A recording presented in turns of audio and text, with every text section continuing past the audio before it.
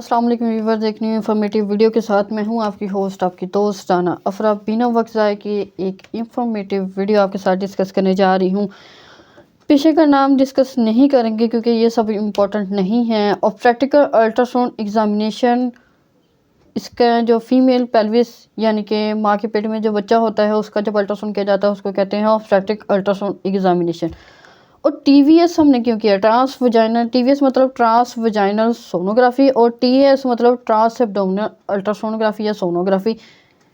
अब टीवीएस में अगर बेबी जो है वो, अगर आपको वीडियो के लिंक से पता चल गया होगा, ये वीडियो के टाइटल से पता चल गया होगा कि आज हम डिस्कस करने जा रहे हैं 4 वीक्स अल्ट्रासाउंड प्रेगनेंसी, यानी कि 4 वीक्स 4 वीक्स की प्रेगनेंसी का जो हमल होता है वो अल्ट्रासाउंड पे कैसा नज़र आता है। अगर आप 4 वीक्स प्रेगनेंसी अल्ट्रासाउंड डिस्कस करना चाह रहे हैं या उसको देखना चाह रहे हैं अल्ट्रासाउंड के ज़रिए, तो आपको ट्रांस वजाइनल सोनोग्राफी के ज़रिए ही पता चल सकता है कि आया कि आपकी गेस्टेशन सैक बन गया है या नहीं बना, आया कि प्रेगनेंसी आपकी स्टार्ट हो गई है या नहीं हुई।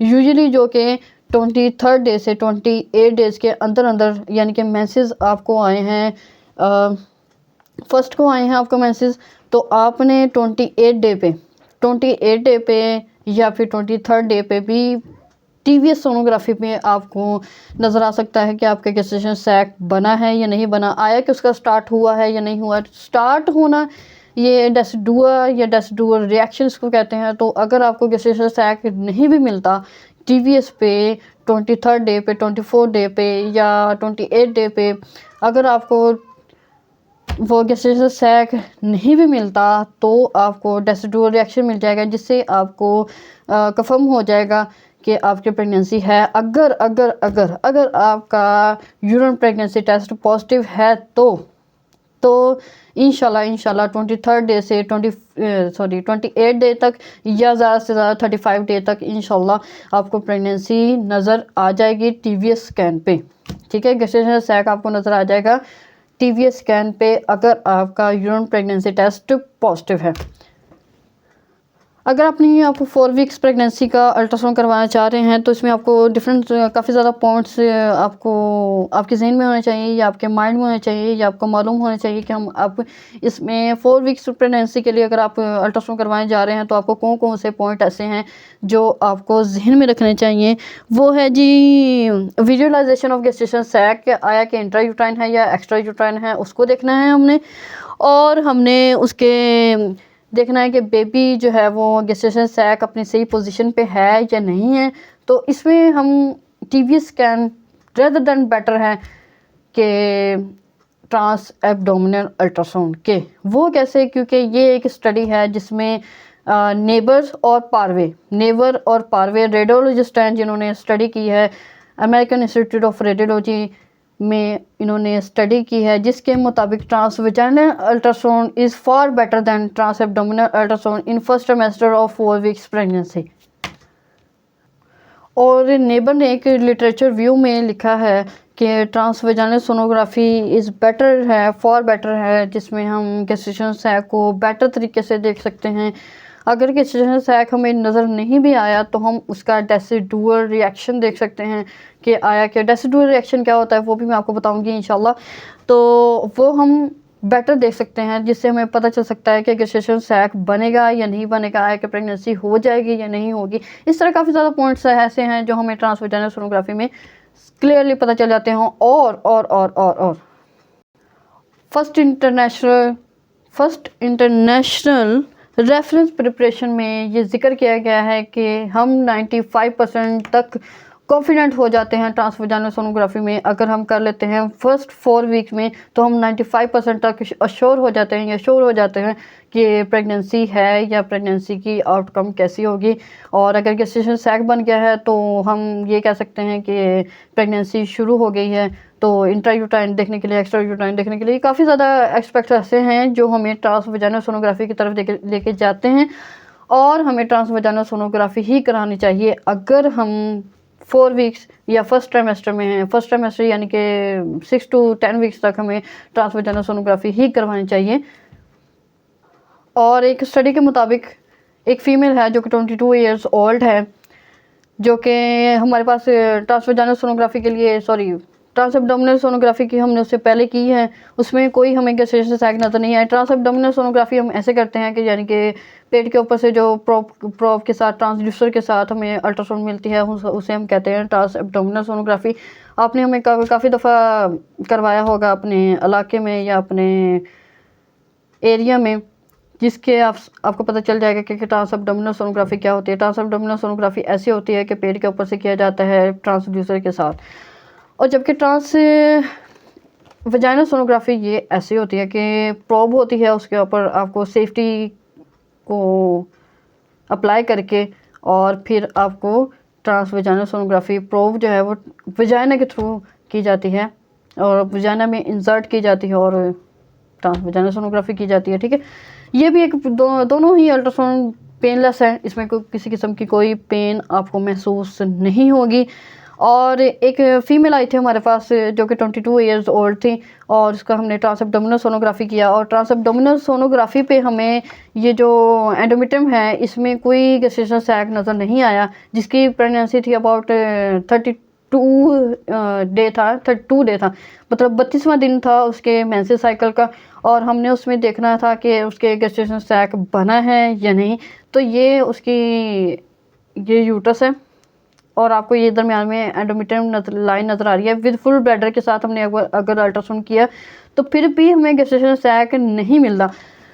और ये अनदर पिक्चर है अनदर यूट्रस की, जिसमें हमें गैस्ट्रेशन सैक नहीं मिला। Trans abdominal sonography with full bladder, ये जो आपको हाइपोइक्विया ब्लैक नज़र आ रहा है ये आपका ब्लैडर है, और ये जो आपको नीचे नज़र आ रही है ये यूट्रस। ये ट्रांसवर्स व्यू है और ये लॉन्गिट्यूडनल व्यू है ऑफ यूट्रस, जिसमें हमने देखा कि हमें कोई गैस्ट्रेशन सैक नज़र नहीं आया। लेकिन उसी दिन हमने एट द सेम डे हमने उसका ट्रांस वजाइनल सोनोग्राफी किया, जिसमें हमें गैस्ट्रेशन सैक नज़र आ गया 4 वीक्स का। अब वही रिपोर्ट आपके साथ डिस्कस करने वाली हूँ कि आया कि हमें कैसे नज़र आया। अब single intrauterine gestation sac, single मतलब एक, इंट्रायूट्राइन मतलब बच्चेदानी के अंदर है, गैस्ट्रेशन सैक है, थैली है जो कि इब्तदाई दिनों में बनती है। सबसे पहले गैस्ट्रेशनल सैक बनेगा, फिर क्राउन रम्प लेंथ के साथ हम उसको मेजर करेंगे, यानी कि एम्ब्रियो बन जाएगा, फिर उसके साथ ऐसे डिफरेंट स्टेजेस पर आगे बढ़ेंगे। No embryonic echoes are seen. No embryonic echoes मतलब बच्चे के जो आसार भी उसे नज़र नहीं आए, यानी कि एम्ब्रियोनिक इकोज यानी कि बच्चे के जो शुरुआती आसार होते हैं वो भी वो कह रहा है नज़र मुझे नहीं आए। मीन सैक डायमीटर यानी कि उसने जो गैस्ट्रेशन सैक उसे नज़र आया था वो अल्ट्रासाउंड पे कैसे नज़र आया था, ये देखें, वो अल्ट्रासाउंड पे उसको ट्रांस वजाइनल सोनोग्राफी पे वो उसको ऐसे नज़र आया। ये देखें, ये एंडोमेट्रियम है और ये इसके अंदर गैस्ट्रेशन सैक है, जो कि हमें ट्रांस एब्डोमिनल अल्ट्रासाउंड पे नज़र नहीं आया था, लेकिन यहाँ पे हमें नज़र आ गया है। ठीक है, ये डेसिडुअल रिएक्शन यानी कि ये डबल लेयर गैस्ट्रेशन सैक होता है ना, वो सही गैस्ट्रेशन सैक होता है, और ये डबल लेयर मार्जिन्स के साथ हमारा गैस्ट्रेशन सैक। और उसके बाद अनदर ये है, ये देखें, इसमें भी गैस्ट्रेशन सैक नज़र आ रहा है दोनों तरफ। ठीक है, मैं ये पिक्चर्स आपको दिखाने के लिए, आपको समझाने के लिए लेके आती हूँ, क्योंकि अक्सर जो लेडी डॉक्टर साहिबान होती हैं वो आपको जस्ट ये पिक्चर्स ही देती हैं, वो आपको अल्ट्रासाउंड रिपोर्ट्स नहीं देती due to some reason, I don't know. लेकिन आपको इसमें ये पिक्चर्स के साथ भी बिल्कुल वाज़ेह तौर पर समझाने की कोशिश करती है, रिपोर्ट्स के साथ, पिक्चर्स के साथ, स्टडीज़ के साथ, सबके साथ आपको समझाने की कोशिश करती हूँ ताकि आपको अच्छे से समझ आ जाए और आप परेशान ना हो। ये देखें, गैस्ट्रेशन सैक ही आ गया, ठीक है, दोनों तरफ, और ये भी गैस्ट्रेशन सैक आ गया। ये देखें, ये यूट्रस है, ट्रांस वजाइनल सोनोग्राफी है, ये यूट्रस है, और ये हमारा गैस्ट्रेशन सैक है डबल लेयर मार्जिन के साथ, जिसको मैंने शुरू में डिस्कस किया था कि डेसिडुअल रिएक्शन। ठीक है, शुरू में मैंने डिस्कस किया था आपके साथ डेसिडुअल रिएक्शन। तो डेसिडुअल रिएक्शन बेसिकली ये है, ठीक है, डबल लेयर मार्जिन के साथ डेसिडुअल रिएक्शन के साथ जो हमारे पास गैस्ट्रेशन सैक आता है उसको कहते हैं, ये देखें, डेसिडुअल रिएक्शन के साथ हमारा गैस्ट्रेशन सैक। ये यूट्रस है, ये यूट्रस ऐसे आ रही है, और ये एंडोमीटर वॉल है, और एंडोमीटर वॉल के अंदर है गैस्ट्रेशन सैक। ठीक है, तो ये सारा कुछ हो गया। अब मीन सैक डायमीटर उसने किया है 4.6 mm, 4.6 mm सैक का जो उसने साइज़ लिया है उसके बाद उसने ये गेस्टेशनल एज, जो उसने गेस्टेशनल एज हमें बताई है वो कहता है लेस देन 4 वीक्स है, यानी कि जो 4.6 mm जो गेस्टेशनल सैक उसने देख लिया है, लेकिन उसकी जो एज है वो लेस देन 4 वीक्स है। लेस देन 4 वीक्स ऐसे होगी लाइक 3.2 वीक्स हो सकती है, 3.5 वीक्स हो सकती है, इस तरह मतलब काफ़ी ज़्यादा वो मतलब age less than 4 weeks define करने का मतलब ये है कि 3.2 वीक्स हो सकती है, 3.5 वीक्स हो सकती है, इसलिए इसको उसने लेस देन 4 वीक्स का नाम दे दिया। अब यॉर्कशायर जो है वो इब्तदाई दिनों में प्लेसेंटा के बनने से पहले बच्चे को खुराक देने का काम करता है, यानी कि सबसे पहले अगर अब गेस्टेशन सैक बन गया है उसके बाद बनेगा जी यॉर्कशायर, उसके बाद बनेगा जी एम्ब्रियो। ठीक है, तो गेस्टेशन सैक भी उसने कहा उसको नज़र नहीं आया, जो कि नज़र नहीं आता लेस देन 4 वीक्स पे। कमेंट्स में वो कहता है intrauterine gestational sac, intrauterine gestational sac उसने देखा है, यानी इंट्रायूट्राइन यूट्रस के अंदर उसने एक गेस्टेशनल सैक देखा है। उसने कहा है advise rescan after 2 weeks for fetal pole and cardiac activity, यानी कि उसने कहा है कि 2 वीक्स के बाद आप रीस्कैन करवाएं जिससे पता चले कि फीटल कार्डियक एक्टिविटी है या नहीं, बच्चे का दिल बन गया है या नहीं बना। तो इसके लिए आपको उसको उसने कहा है कि आपको 2 वीक्स के बाद दोबारा अल्ट्रासाउंड करवाना चाहिए। अब रेसिडुअल रिएक्शन, अब रेसिडुअल रिएक्शन वो कई स्टडीज़ में ये भी कहा गया है कि रेसिडुअल रिएक्शन के बगैर भी अगर 4 वीक्स से कम है, अगर बच्चे की एज 4 वीक्स से कम है तो रेसिडुअल रिएक्शन ज़रूरी नहीं कि हो। ठीक है, शुरू में क्या होता है लेस देन 4 वीक्स या 4 वीक्स अगर प्रेगनेंसी के हो जाएंगे आपके, तो इसमें जो डेसिडुअल रिएक्शन यानी कि डबल जो वॉल हमें नज़र आएगी वो हमें नज़र नहीं भी आ सकती, क्योंकि एक स्टडी जिसमें नेबर ने कहा है कि 30.6% जो है वो 30.6% जो हमें डेसिडुअल रिएक्शन वॉल जो है वो क्लियरली नज़र आ जाती है। ठीक है, उसके बाद उसने कहा है कि 33.3% जो है वो हेजी नज़र आती है। डेसिडुअल वॉल जो है वो हमें जब हमारा 4 वीक्स की प्रेगनेंसी होती है तो वो हेजी नज़र आती है। उसके बाद उसने कहा है कि 36.1% नज़र नहीं आती, नॉट अपीयर या नॉट प्रिजर्व्ड। ठीक है, वो कहता है कि इतने परसेंट कभी नज़र आती है कभी नहीं नज़र आती। उसने सारे पॉइंट क्लियर कर दिए जो कि मैंने आपको क्लियर कर दिया। और एक और स्टडी में वो पारवे कहता है कि जी जो 53% जो है वो उसको नज़र आ जाती है और 64% नज़र नहीं आती, डेसिडुअल रिएक्शन या डेसिडुअल रिएक्शन वॉल। ठीक है, वो उसने कहा है कि नज़र नहीं आती। ये मैंने आपको मुकम्मल स्टडीज़ के साथ बता दिए हैं कि लेस देन 4 वीक्स में TVS क्यों इम्पोर्टेंट है और डेसिडुअल रिएक्शन का क्या रोल है और डेसिडुअल वॉल का क्या रोल है, सारा कुछ मैंने आपको समझा दिया है। और एक और स्टडी की है जो कि नेबर ने की है, जिसमें 67 पेशेंट्स का उसने अल्ट्रासाउंड किया है डे 28 से टू 42 डे तक। ठीक है, 42 डे तक उसने अल्ट्रासाउंड किया है, जिसमें वो कह रहा है कि डे 28 से 35 तक उसे गेस्टेशनल सैक नज़र आ गया है TVS पे। ठीक है, TVS पे उसने कहा है कि ज़्यादातर जो पेशेंट थे उसने उसमें गेस्टेशनल सैक देख लिया है 28 से 35 डेज़ तक।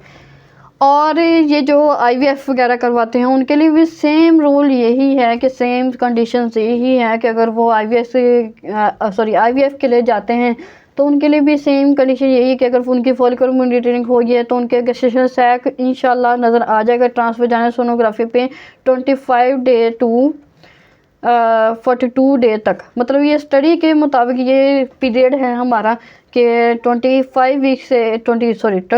डेज से 42 डेज तक इंशाल्लाह आपको नज़र आ जाएगा गेस्टेशन सैक ऑन TVS। तो सैक की अपीयरेंस या सैक का होना या सैक का मौजूद होना ये नॉर्मल प्रेगनेंसी आउटकम के लिए बहुत ज़्यादा ज़रूरी है, क्योंकि हमने इसमें काफ़ी ज़्यादा एस्पेक्ट को गौर करना होता है। उम्मीद है आपको वीडियो पसंद आई होगी इंशाल्लाह। अगर वीडियो पसंद आई होगी तो वीडियो को लाइक कर दीजिएगा, चैनल पे नए हैं तो चैनल को सब्सक्राइब कर दीजिएगा। डिटेल के साथ वीडियो थोड़ी लंबी हो गई लेकिन हर पॉइंट को सब क्लियर करना आपके लिए लाजिम था। बहुत शुक्रिया, अल्लाह हाफ़िज़।